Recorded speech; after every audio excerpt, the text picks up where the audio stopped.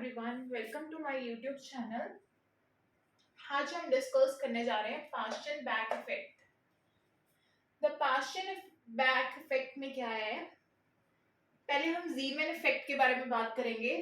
उसमें क्या है, the external magnetic field is so much weak as compare to the external field. जो external field हम दे रहे हैं उसके कंपैरेटिवली जो इंटरनल फील्ड है compared with the internal field, external field बहुत वीक है। जो हम बाहर से मैग्नेटिक फील्ड दे रहे हैं इधर, वो काफी ज्यादा लो है as compare to the internal field. Internal field किस वजह से आ रहा है? एल एंड एस की वजह से, orbital angular momentum and spin orbital के कारण। वो आपस में प्रेसेस करेंगे जे के अराउंड ऐसे, और यहाँ पे जे है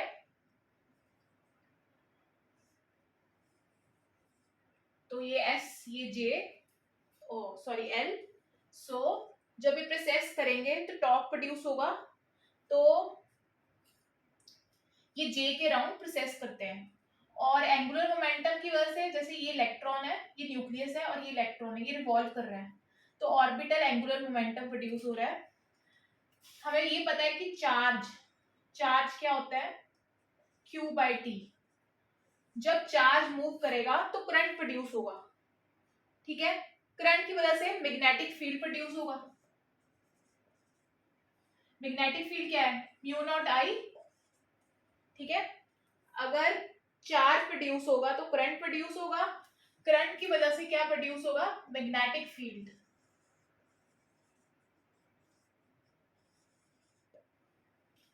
ठीक है। तो एक्सटर्नल फील्ड भी हम दे रहे हैं और इंटरनल फील्ड तो इन दोनों की वजह से हो रहा है, एस और एल की वजह से। That is orbital quantum number, orbital angular momentum and spin orbital angular momentum. अब इसमें क्या है? जी मैन में एक्सटर्नल फील्ड लेस है, वीक है। इंटरनल में पास्चन बैक इफेक्ट में क्या है? स्ट्रॉन्ग। इसमें क्या करते हैं हम? मैग्नेटिक फील्ड को इंक्रीज करना शुरू कर देते हैं इंटरनल फील्ड से। जितना ज्यादा मैग्नेटिक फील्ड इंक्रीज करेगा, magnetic coupling between J and B, जो मैग्नेटिक कपलिंग क्या होती है? यहाँ पे जे है, जे एंड बी की मैग्नेटिक कपलिंग इंक्रीज करनी शुरू कर जाएगी, जो एक्सीड कर जाएगी एल एन एस। पहले क्या हो रहा था? एल और एस क्या कर रहे थे? कपल।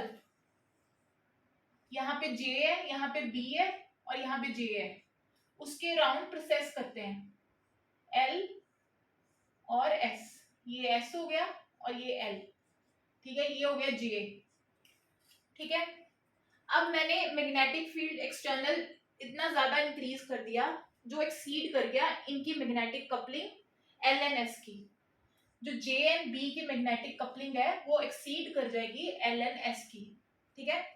जे एंड बी की मैग्नेटिक कपलिंग वो क्या करेगी? एक्सीड कर जाएगी एल और एस की coupling around J in the direction of B. B किस डायरेक्शन में हमने दिया होता है? जेड में, ठीक है। वही यहाँ पे है। तो क्या होगा? The precession of J and B become so faster than the L N S. जितना हम एक्सटर्नल मैग्नेटिक फील्ड इंक्रीज करते जाएंगे, ठीक है। और क्या इस कंडीशन में क्या होगा कि coupling between and L N S partially broken. L N S की जो कपलिंग है, पहले क्या थी? ये लाइंस थी, इसकी भी ये ऐसे लाइंस थी, और यहाँ जे भी था, ठीक है। पहले क्या थी लाइंस? ये पहले ऐसे प्रोसेस कर रहे थे इकट्ठे होके। अब क्या हुआ कि इतना एक्सटर्नल फील्ड मैंने बढ़ा दिया कि इन दोनों की कपलिंग को एक्सीड कर जाएगा। तो कुछ टाइम के बाद क्या होगा कि एल एन एस की जो कपलिंग है वो पार्शली ब्रोकन हो गई, ये होगी ब्रोकन, ठीक है। और दे प्रोसेस अबाउट इंडिपेंडेंटली।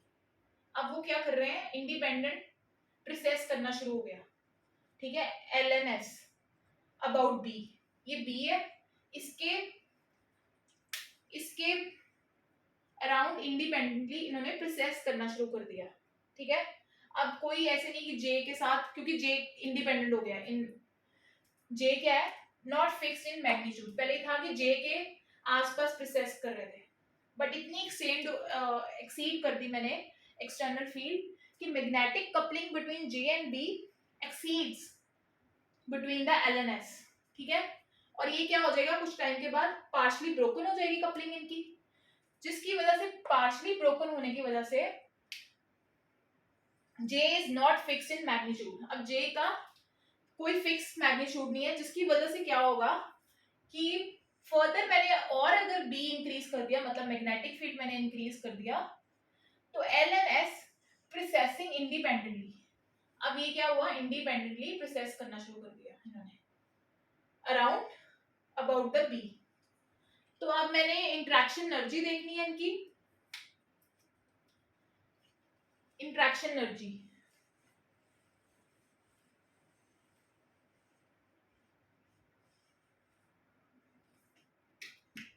अब interaction energy due to orbital angular momentum, interaction energy due to spin, interaction due to orbital and spin, ये नेग्लिजिबल होगी।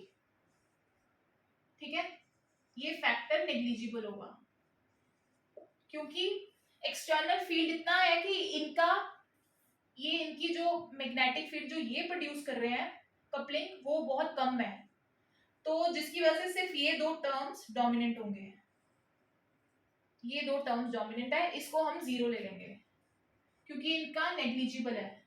एक्सटर्नल फील्ड ज्यादा करने से इनकी मैग्नेटिक कपलिंग डिक्रीज कर जाएगी। ठीक है, तो ये precession about J and B बहुत फास्टर हो जाएगा, इनका इंडिविजुअल जो रोल था एल एंड एस का वो नेग्लिजिबल हो जाएगा, नेग्लिजिबल। ठीक है, अब हमें पता है इंट्रैक्शन एनर्जी फॉर एल हमने निकाली थी calculate, mu L B, B क्या है जेड डायरेक्शन में, plus mu S into B. Mu L की वैल्यू क्या है हमारे पास, G L E by 2m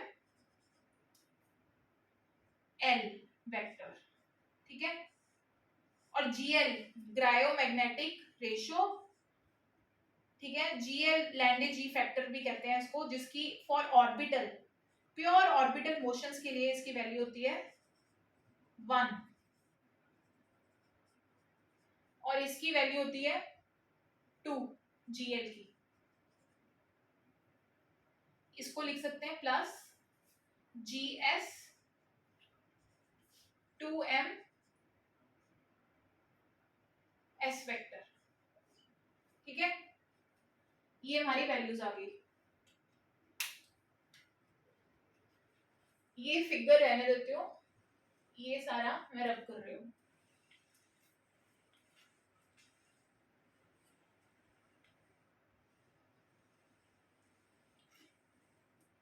ठीक है, तो ये आ जाएगा म्यू एल, यहाँ पे माइनस और ये भी माइनस होता है, ये माइनस क्यों, म्यू एल और बी की डायरेक्शन ऑपोजिट होती है। जैसे ये हमने डिस्कस किया था, ये इलेक्ट्रॉन है, ये न्यूक्लियस है, इसके अराउंड इलेक्ट्रॉन रिवॉल्व कर रहा है, तो जो म्यू एल की डायरेक्शन होगी वो मैग्नेटिक फील्ड के ऑपोजिट होगी। सिमिलर फॉर स्पिन के लिए भी, जो स्पिन मैग्नेटिक मोमेंट हम निकाल रहे हैं, तो इसलिए हम इधर भी माइनस साइन आएगा। तो इंट्रैक्शन एनर्जी में वैसे ही माइनस म्यू एल भी है, दिस माइनस, और ये जब हम खोलेंगे ये वाला फैक्टर, तो इसमें भी माइनस माइनस प्लस हो जाएंगे, तो ये आ जाएगा जी L E by 2m L vector plus G S E by 2m S vector. ये आ जाएगा b प्लस यहाँ पे b b। ठीक है, अब हमने इनका मैग्नीट्यूड खोल देना है, तो ये क्या हो जाएगा, ये आ जाएगा इंटरेक्शन एनर्जी GL E/2m। अब GL मैं कॉमन ले रही हूँ, GL है इधर 1 और यहाँ पे GS है 2। For spin motion, pure spin motion GS हमेशा 2 होता है, ऑर्बिटल के लिए ये 1 होता है GL। ये है लैंडजी फैक्टर, तो ये आ जाएगा E/2 मैं बाहर निकाल दूंगी, ये आ जाएगा LX I cap LY J cap LZ K cap into B K cap. ठीक है, B K कैप हमेशा B Z डायरेक्शन में ही होगा, जो B है हमेशा हम Z डायरेक्शन में लगाएंगे, प्लस E/m इसमें से टोटल कॉमन निकाल लिया, इधर आ जाएगा SI SY J cap SZ K cap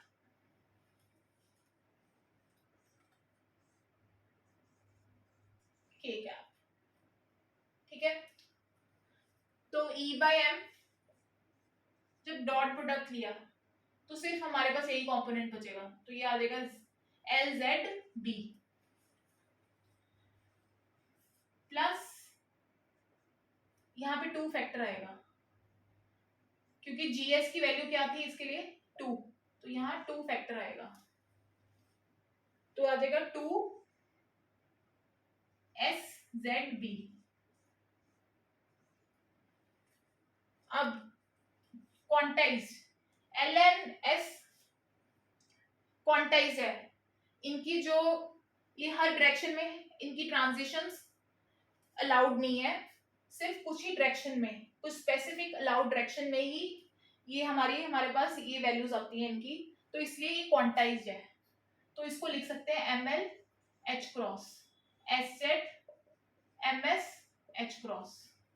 ठीक है, यहाँ वैल्यू पुट कर दो LZ और MS की SZ की, तो ये आ जाएगा ML H cross B plus 2 into MS H cross B, तो E/2m B बाहर आ जाएगा,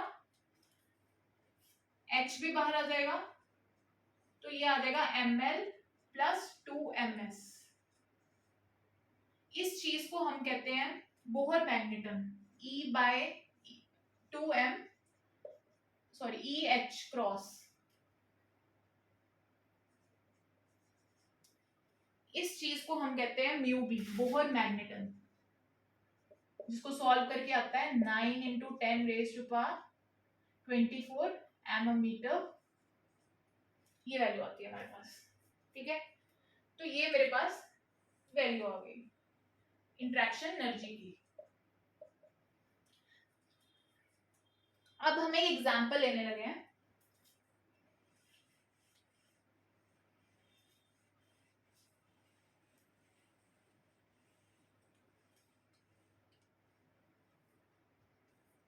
अब एक एग्जांपल हम चेक करेंगे फॉर 2p1/2।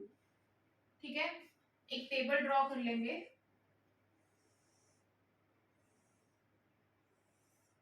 ML MS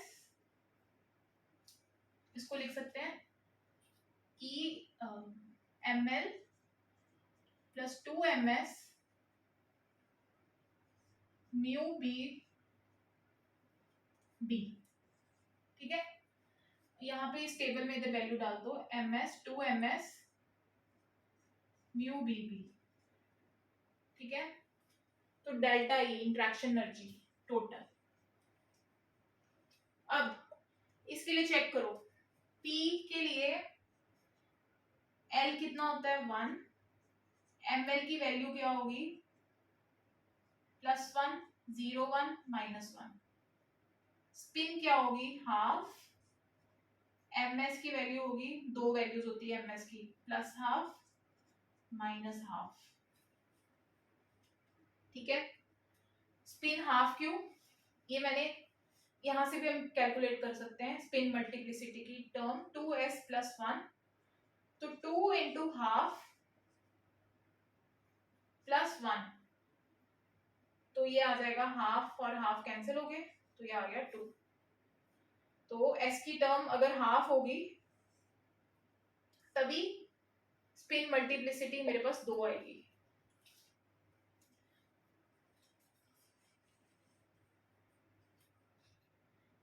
ठीक है, तो इसमें वैल्यू पुट कर दो, +1 0 -1 +1 0 -1।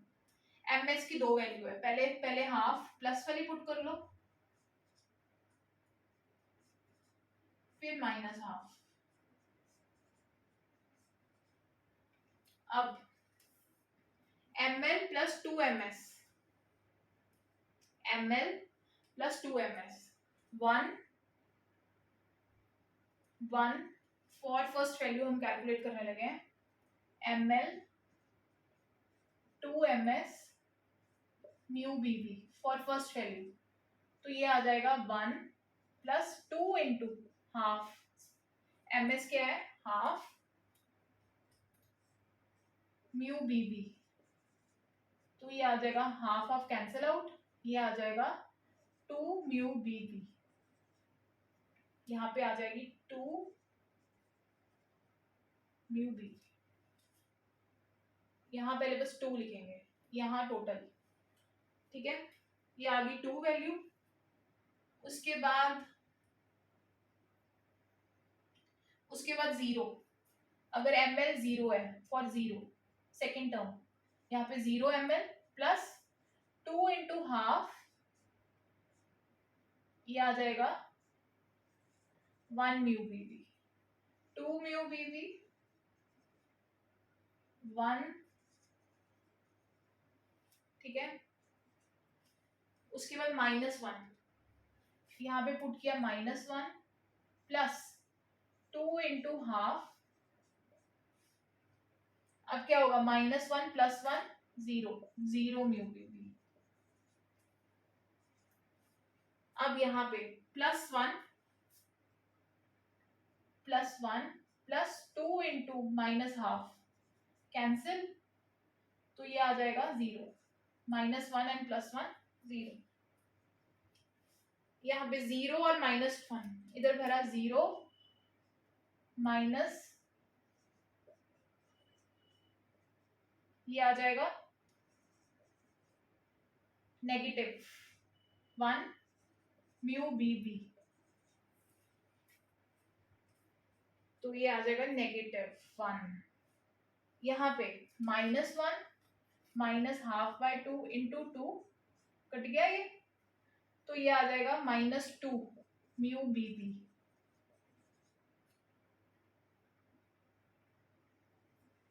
यहाँ पे लिखा 0, यहाँ पे भी 0, यहाँ पे क्या आएगा -1 म्यू बीवी और यहाँ पे -2 म्यू बीवी। तो ये हमने कैलकुलेट कर ली 2p हाफ के लिए। 2p हाफ के लिए जब हमने देखा, जिसके लिए L1 है, हमें ये पता है L0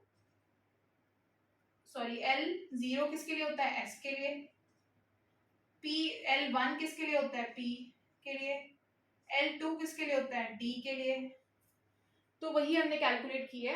और ml के लिए हम डिस्कस कर चुके हैं, जिसमें ml क्या होता है -L2 + L। ठीक है, तो इसकी 3 वैल्यूज आएगी, उसको कैलकुलेट करने का ये तरीका था 2l + 1, तो L कितना है 2 इंटू 1 + 1, तो 3 वैल्यूज 1 2 और 3 वैल्यूज -1 0 + 1, ये 3 वैल्यूज आ गई है हमारे पास। स्पिन के लिए भी हमने चेक कर लिया और इसके लिए भी। अब हम ड्रॉ करेंगे इसको,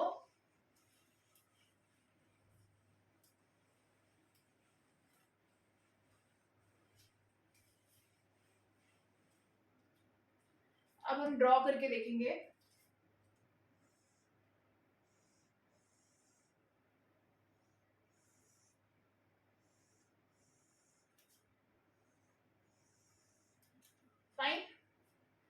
यहाँ पे मैंने सारी स्पिन की लिख दी है, एस हाफ, ठीक है, एम एस,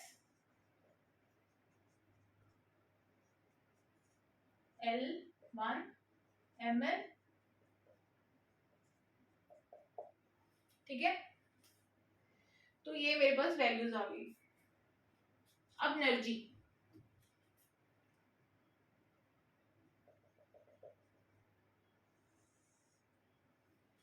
ठीक है, यहाँ पे देखो ये फर्स्ट पार्ट एनर्जी क्या है, ई नॉट प्लस डेल्टा ई।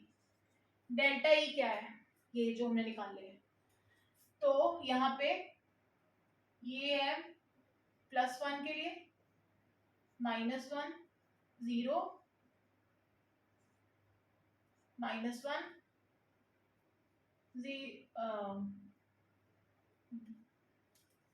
ये है +1, ठीक है, 0, -1 एंड यहाँ पे +1, 0, -1। अब देखो -1 एंड +1 के लिए सेम वैल्यू आई है 0, 0। तो ये जब सेम वैल्यूज आती हैं तो उसे कहते हैं डबली जनरेट, डबली डीजनरेट, ठीक है। -1 और +1 पे सेम वैल्यू आई है, दैट इज 0, 0 म्यू बीबी, ठीक है।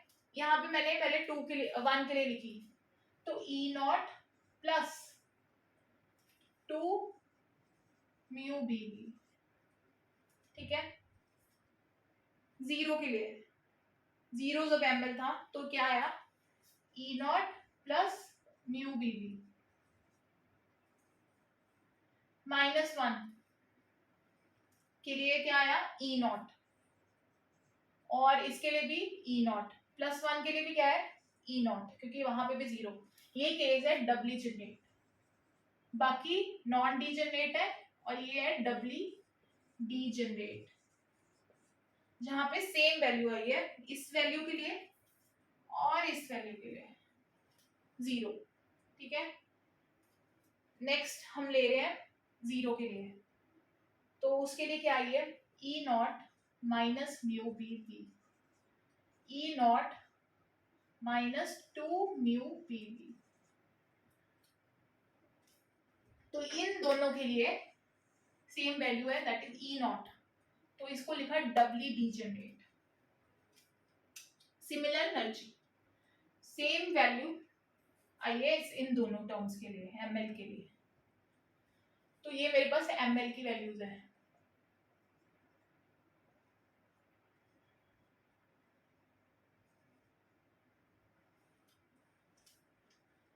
ये पास्चन बैक इफेक्ट की डिस्कशन है, जिसमें हमने एक एग्जाम्पल 2p1/2 के लिए किया। 2p3/2 के लिए भी सिमिलर यही आएगा ऐसे, ठीक है। तो ये आज के पास्चन बैक इफेक्ट हमने जो डिस्कस किया है। अगर आपको इसमें कुछ प्रॉब्लम है तो please right in the comment box section. Thank you.